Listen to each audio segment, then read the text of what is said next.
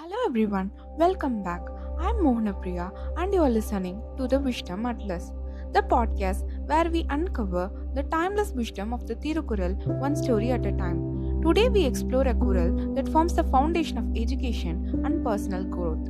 It answers a question we often forget to ask. What is the true purpose of learning? Is it enough to simply gain knowledge or must that knowledge transform how we live? We are looking at Kural 391 from the chapter Kalvi, which means education. Katka, kasadara, karpavai, katrapin, Nirka, adharku, thaga, which means learn what is worthy of learning and learn it flawlessly. And after learning, stand by that learning and live in accordance with it. Thiruvalluvar, the great Tamil poet and philosopher, reminds us through this verse that true education is not just the accumulation of knowledge but the cultivation of character through action.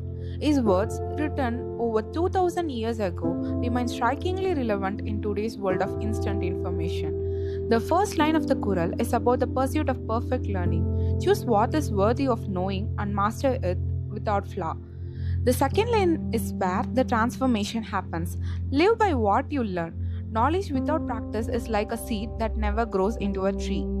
Let's bring this Kural to life with a story, the architect's blueprint.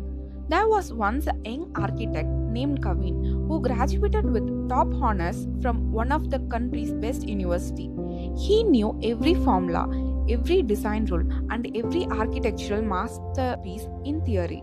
He had mastered the first line of Kural. He had learned flawlessly. His first big project was to design a community hall in a coastal village often struck by fierce winds and floods. Eager to prove himself, Kalvi created a stunning ultra-modern design, tall glasses, sleek lines and structure fit for awards. When he presented it to the village elders, they were amazed except for one old man named Maran. He is a retired boat builder.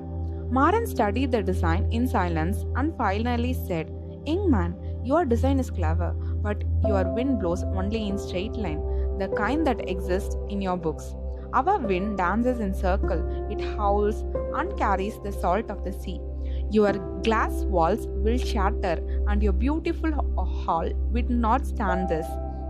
At first, Kalvi was defensive, but he soon realized that Maran was not criticizing, he was teaching.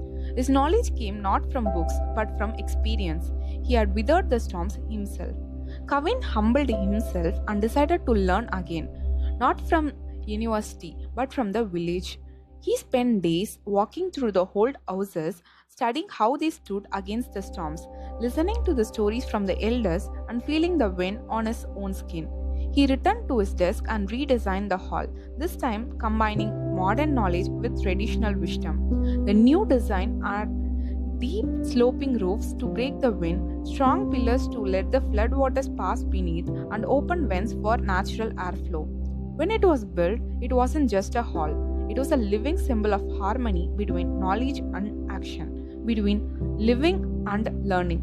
Kalvi had finally embodied the Kural. He didn't just learn flawlessly, he stood by his learning and lived it. That's the beauty of Kural 391. It reminds us that education is incomplete until it shapes who we are and how we act. Knowledge by itself is potential energy. It becomes powerful when it transforms into action guided by integrity. So, as we close today's episode, take a moment to reflect. What have you learned that you haven't yet lived? How can you turn what you know into something that serves others, shapes your character, or strengthens your purpose? When we begin to live by what we learn, our knowledge becomes more than information, it becomes wisdom in motion. Join me next time as we continue our journey through the timeless verses of the Thirukkural here on the Wisdom Atlas. Until then, stay curious, stay thoughtful, and keep seeking wisdom. Thank you.